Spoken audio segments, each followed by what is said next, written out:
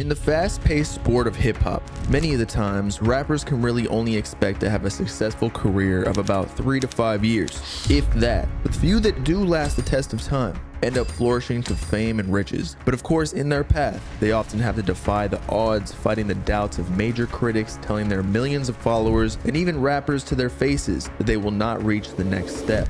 Most of the time, they're right, but sometimes they're very, very wrong. And they have to watch as the rappers they counted out become the next superstars. So today, we're going to revisit all the times in the past rappers proved the doubters wrong, or were they actually right all along?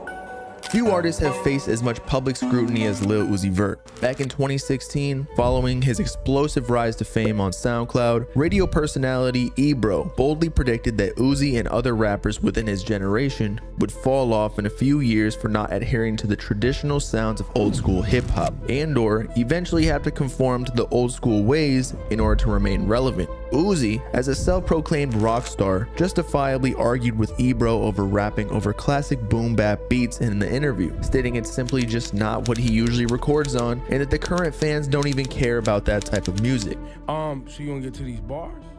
If you pull up, I'm telling you right now, if you pull out one of them old beats, I'm not rapping on it. Straight up. You see me, bro? I am a rock star, bro. I'm not rapping on that type stuff. We'll decide. Let me hear it, and I'm letting you know. I'm letting you know. He's at least being honest with you. Yeah. My fans won't be disappointed. They get it. No, they will. No, they won't. I hope I piss your friends Your off. fans gonna be disappointed. all the old guys. They're gonna be. Yeah. No, they don't even know why I'm on here right now. What they'll be disappointed is if you get up here and these bars you spit is trash, and I don't tell you they trash. A few months later, upon releasing his official debut album, Love Is Rage 2, seasoned rap critic and rapper Joe Budden reinforced Ebro's statements, even going as far as calling the album utter trash in his review on Complex's Everyday Struggle talk show. Rage 2, what did you think? Trash. That's it? Yeah. So now I want to hear what he has to say about it. Can you Uzi was trash? Can you give us some more detail, please? Wait, you listen to the album? It's just garbage. The full thing, one time, multiple times. It's not for me. Okay, got it. Much different answer. No. Stay raw. It's trash. Okay. It is trash. It's trash. You thought it's trash. I challenge anybody who thinks it's not trash. That's why I like sitting across from Act. When I cut it on, I was listening to hear what he had to say to his audience. I got nothing. I listened to every one of those songs multiple times. It was all trash. Uzi responded to Joe Budden's harsh critiques of the album on Twitter, calling Joe Budden a clone, which many fans deemed as a diss. On the next episode of Everyday Struggle, Joe Budden doubles down, calling into question the substance and longevity of Uzi's music, claiming that his career won't even last another 3 years, let alone even be a hot topic of discussion the next year. Uzi, had he delivered and you were satisfied and everybody was satisfied. And I get it, there are people who are... In 2025, let's talk about Uzi. That's 7 years from now. That's so unfair, man. Like, why? I'm a fan of longevity. I'm a fan of substance. I'm a fan of staying power. Why is it unfair for me to request people that I'm a fan of stick around a little bit? Name me any artist that we discuss a lot on this show. None. None. Okay. Know why? Because we don't fucking talk about them on this show. That's what I'm saying. We talk about microwave fast niggas that will be dead next year. When we all sign our contract to redo this show, I guarantee you the 7 names that we have talked about every fucking day on this show, that won't be the case next year. Uzi has admitted that he might only have 3, so I mean, I'm not gonna make we fucking admitted that. Don't admit it after we say it, nigga. We telling you after that trash shit, you probably only got 3. Don't come agree with us. Obviously, as we surpass the 7-year mark of Lil Uzi Vert allegedly fading into obscurity, it has become evident that not only has he remained a successful artist in the game, but even become a legend in the making with countless global hits and a personality that has already influenced the next generation of artists. Not to mention, playing a part in popularizing leaked music, snippets, and extended album rollouts alongside other artists like Travis Scott and Playboi Carti, allowing him to help rewrite the boundaries of what a rapper can be in relation to genre, aesthetic, and so much more. Similar to Lil Uzi Vert, Lil Yachty experienced a fair share of pushback from media personalities regarding the longevity of his career, in his case by the same exact people, although his disagreements were definitely not as hostile as that of Uzi's. They hated me. Who hated him? Everybody. Because they didn't understand. Hair, they didn't right? understand Exactly, your persona, your character. They felt like he was probably singled out as the weirdo when he was, you know, just different. That's exactly. He just had like a different artistic approach, right? I hated that place. I stayed there for 2 months. 2 months? For after spitting some bars on Hot 97 and not reaching the standard for old heads of lyrical ability, as Ebro stated, Lil Yachty released a track titled For Hot 97 within his Summer Songs 2 mixtape, attempting to showcase these skills in order to prove Ebro and the older audience wrong. These are all outcasts on this cover. And all I'm basically saying is you can be yourself and still be okay with that. Do you feel like an outcast in the whole I genre? feel like an outcast. I have a million questions. Ebro retaliated in a joking manner, although didn't seem too impressed with the quote high school bars. But perhaps Lil Yachty proving he could actually rap with some substance, or at least was trying to, earned him some favor in Ebro's eyes, and also potentially lit a flame under Yachty to demonstrate these lyrical abilities that his competitors may not have had. So a win-win. On the other hand, Joe Budden actually pressed Lil Yachty a bit harder during an interview on Everyday Struggle about a multitude of topics, the most heated debate of which being Yachty not knowing if he was in a 360 deal or not. But among all the arguments, Joe Budden questioned Lil Yachty's perspective on his career within the next 5 years. You don't think that's a question you should answer at some point? What do I want from hip hop? Or are you leaving all of this to QC to figure out? Nah, I mean, I'm making music, bro. I'm just having fun. I'm saying my fans love it. You're gonna have a problem with just having fun in 5 years. What did you want from hip hop? You're gonna have a big problem with just having. Yeah, what did you want? And once again, it has been well over 5 years, and Lil Yachty continues to be one of the hottest artists in hip hop, even venturing into more lyrically oriented subgenres like Flint rap, as well as entirely different genres, such as on his last album, Let's Start Here, a track list full of psychedelic rock.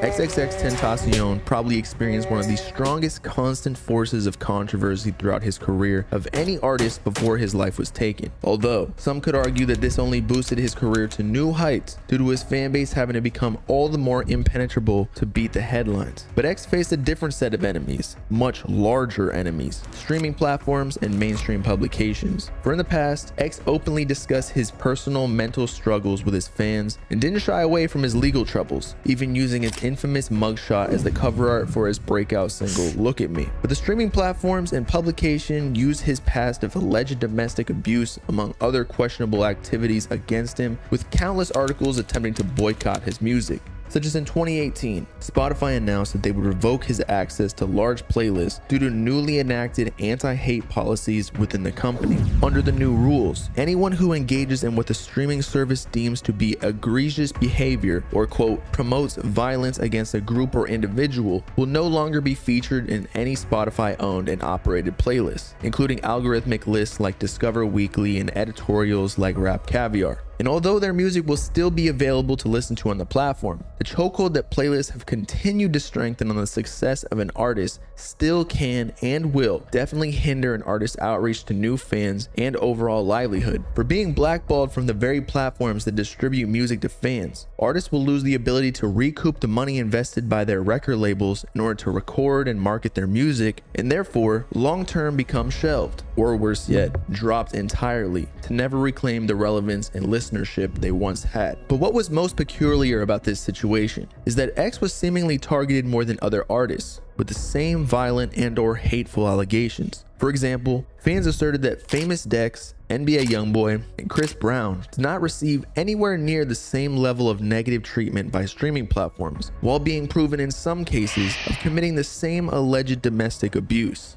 and still having songs featured on at least one of the previously mentioned playlists. Fortunately, Kendrick Lamar, among other powerful artists with clean history, threatened to pull their music off Spotify's library of music entirely in support of keeping X's music on the platform, as Kendrick was a fan of his debut studio album 17, with its meaningful lyricism in an age of a lack thereof.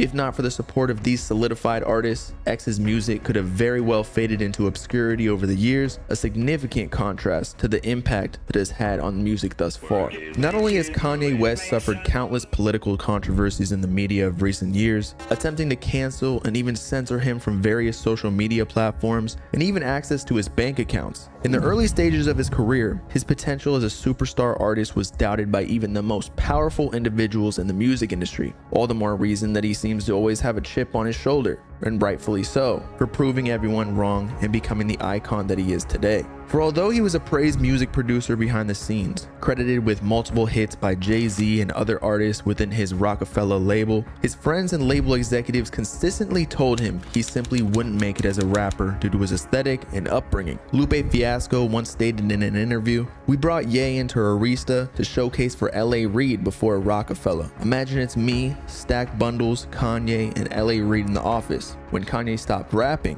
LA was like, yo, you should stick to making music, stick to making beats. So that's why I always honor Ye. No matter how crazy he goes, I've seen that man struggle." Shortly after, Kanye would sign as an artist to Jay-Z's record label and release a soon-to-be multi-platinum and classic debut studio album, The College Dropout. However, even Jay-Z and his constituents hesitated on this opportunity. The first time Kanye West asked the folks at Rockefeller Records to let him rap, there was an uncomfortable silence. As a producer, West had churned out hits for Rockefeller's intimidating trio of stars, Jay-Z, Cameron, and Beanie Siegel, and earned praise for his great ear and tireless ethic. But in 2002, the idea that someone like West could be a successful rapper was faintly absurd. Kanye wore a pink shirt with the collar sticking up and Gucci loafers, recalls Damon Dash, then Rockefeller CEO. "It was obvious we were not from the same place or cut from the same cloth," says Jay-Z. "We all grew up street guys who had to do whatever we had to do to get by. Then there's Kanye, who to my knowledge has never hustled a day in his life. I didn't see how it could work,"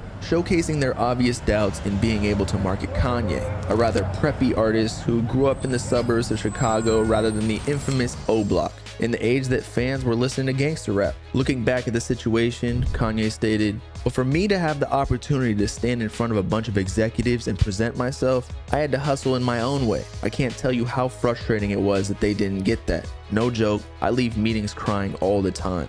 But of course, as we can see today, Kanye undeniably surpassed all expectations by believing and staying true to himself. Rockefeller took the chance on Kanye, and it certainly paid off. Now, Playboi Carti seemed to always have a plan of action in how to rise the ranks in hip-hop, and has definitely solidified his spot as one of the most impactful rappers of our time. He had all the right cosigns from the beginning of his career, the right direction from his manager early on, Ian Connor, to connect him with the right people such as his future label, A$AP Aug, founded by A$AP Rocky, as well as organic promotion through the platforms of the people around him. But while his come up was rather stable from the surface, his most recent album, Whole Lotta Red, was brutally criticized and therefore the future of his career questioned, at least at first. And his infrequent release schedule of multiple years between projects definitely didn't help his case. For the only thing worse than a poorly perceived album is not having anything to follow up to quickly redirect the narrative. For upon the release of his long-awaited and highly anticipated album that was presented as the project that would take Carti to the next level, he surprised all his fans with an almost completely opposite sound of what was expected. Die Lit and his self-titled mixtape encompassed more bouncy and spacey beats, mostly created by Pierre Bourne. And all of a sudden, he portrayed himself as a dark, demonic vampire character rapping on instrumentals many would feel suited for a Dracula movie soundtrack. And of course, with anything that presents shock value, it receives an overwhelming amount of hate the day of its release. Whole lot of trash and a whole lot of skips trended on Twitter, among other harsh opinions on social media. Seasoned Playboi Carti fans were even questioning the more feminine aesthetic in his Instagram lives and music videos, wondering why he switched up his sound and style so drastically when his previous leaks in the rollout of the album were so popular, not to mention a more natural progression from his previous projects. And upon hearing all the negative commotion about the recent drop, Playboi Carti even took to Twitter in attempts to nullify all the fans' concerns, teasing a potential deluxe album with music more oriented towards what the fans were actually looking for, many of the lists containing popular leaks of the last couple of years that remained unreleased. But of course, no deluxe was ever released, and that might have been his best decision yet. For a few months later, the tide started to change in favor of Carti's new album. Sky and other tracks within Whole Lotta Red began trending on TikTok, demonstrating that fans were starting to warm up to the new sound. and potentially even prefer it. Underground artists like Yeed and Ken Carson started to draw comparisons due to the similar beat selection, ranging with dark synths, and through a slow progression. Whole Lotta Red is widely regarded as a shift in a new wave of music, causing the overall music landscape to respect Carti all the more for successfully taking a huge risk and doing something so different, yet still win over fans. While Trippie Redd hasn't necessarily faced the wrath of the industry like some of his peers, I'd say that he has probably experienced the most scrutiny from fans out of most rappers that have arisen within the last few years. From public beefs with other more popular rappers that forced listeners to choose sides, to an overall perceived lack of quality in his music from time to time, there have been countless instances that hip-hop completely lost faith in his artistry. For example, in the beginning stages of his career, around 2017, Trippie Redd and 6ix9ine were frequent collaborators, and dare I say, friends, releasing iconic internet anthems like 1469 Pulse and SoundCloud exclusive Uh-Oh Thoughts. Their music definitely played a significant role in the heights of the SoundCloud era as a whole. However, as with many relationships, especially in the music industry where the lines between personal and business dealings tend to blur, the relationship turned into one of the most heated public feuds for the duration of a few years. They'd threaten each other on Instagram live calls and openly diss each other within their music, even resulting to violence in a couple real-life scenarios, all the while being signed to the very same label. Of course, much of it was still probably just trolling on the internet for clicks and views, at least when it started, but eventually it definitely turned into a serious dispute, especially because of 6ix9ine's main objective in attempting to test everyone's gangster, meanwhile keeping a safe distance from all the enemies he was calling out on a daily basis, including Trippie Redd, who obviously disagreed with this notion, growing up from a rough part of Ohio. Upon Trippie Redd opposing 6ix9ine's internet antics, 6ix9ine began to target him, opening up an entirely different can of worms, such as the fact that his music was getting more streams and attention, and therefore he was a more successful artist. But Trippie Redd retaliated, claiming that he contractually owned 10% of all 6ix9ine's earnings in his record deal as a finder's fee, among other strings and connections that he pulled to help 6ix9ine reach the level he's at anyway. So no matter how much more relevant 6ix9ine became with all the foolishness he participated in on social media, Trippie was eating from it without lifting a finger. Their beef continues to this day, although much less publicly, but still many fans have agreed that it has permanently blemished Trippie Redd's career trajectory by associating with someone who caused so much strife in the industry. Even 6ix9ine claimed frequently that Trippie Redd lost the dispute and fell off because of it.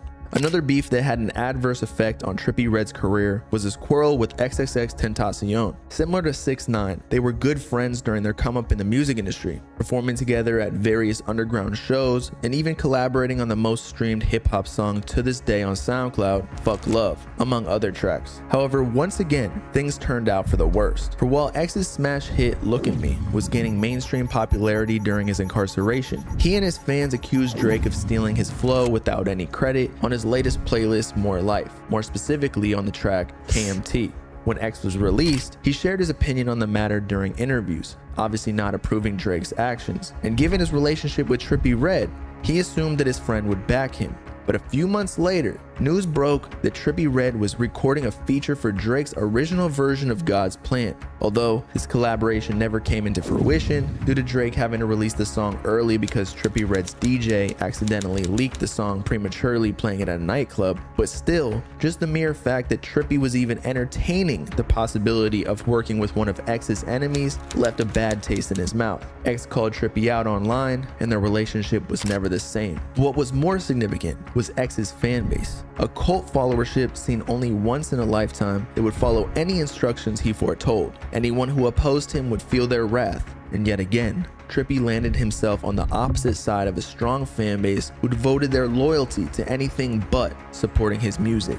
With time, tension died down a bit, but unfortunately, Trippie Redd and X weren't really able to reconcile their differences due to X passing away in June 2018. But even with these differences, Trippie Redd held no grudges, and even released an album inspired by X's last album while he was alive, titled Exclamation Mark. But Trippie Redd couldn't really seem to avoid the controversy, even if he tried. Not only was the album overwhelmingly hated by hip-hop, potentially due to all the aforementioned past feuds, but somehow he found himself on the wrong end of the stick, or shall I say fan base, once again. For the most popular song on the album that was actually praised by a majority of listeners, titled They Afraid of You, featuring Playboi Carti, was removed entirely only a couple days after the album's release. Various angles of speculation arose as to why, such as Playboi Carti not clearing the song to be released, as well as Carti simply not liking the mix. But as with most rumors, public opinion tends to sway towards the most popular narrative, not necessarily the truth. For after all, if Carti didn't like the mix on his vocals, or the track as a whole, couldn't they just fix whatever sounded off and re-release it? And so because of this, fans believe something was fishy between Trippie and Carti's relationship. And similar to X, Playboi Carti also leads a fairly tight-knit cult-like fanbase that continues to harass Trippie Redd any chance they can get, including claims of biting his flow and recent leaks in style, and more rumors of removing a feature on Trippie's latest album, Mansion Music, are just the beginning. But one thing for certain is that in the music industry ran almost solely off cosigns and affiliations, artists definitely don't want to find themselves at odds with cult fan bases. But somehow, Trippie Redd has still been able to garner at least some attention, albeit less than his peak, every project, which is definitely no easy feat. Despite Gunna facing his unique set of obstacles, he seems to have turned around the narrative that his career would fall off in a matter of weeks. More recently, amidst the Young Thug and YSL RICO trial that Gunna was somehow linked into, even serving in prison for about a year, he was portrayed as one of the worst labels a rapper can be accused of, a snitch.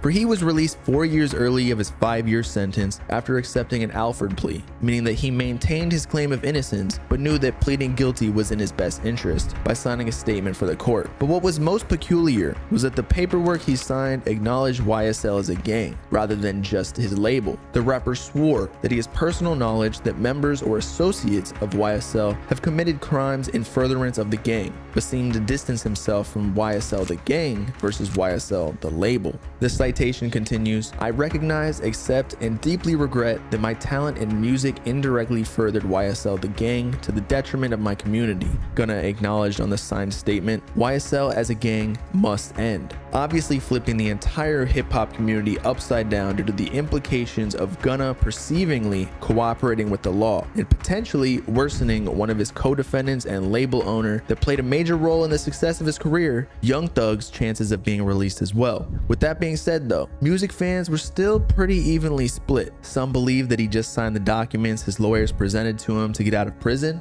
Others believed he knowingly snitched on Young Thug for the same reasons. Rappers like Lil Baby, a longtime collaborator and friend, Lil Durk, among others, made it clear that they did not support Gunna's actions, dissing him in interviews and unreleased songs, and even unfollowing him altogether. Even so, Gunna maintained his claims of innocence, releasing a single with lyrics clearly addressing the situation and his peers, and even followed up shortly after with an entire album titled A Gift and a Curse, including no features. Most of his usual collaborators and producers didn't want to be anywhere close to his potential PR nightmare. However, upon its release, the album still performed exceedingly well despite the circumstances, selling approximately 85,000 units in its first week.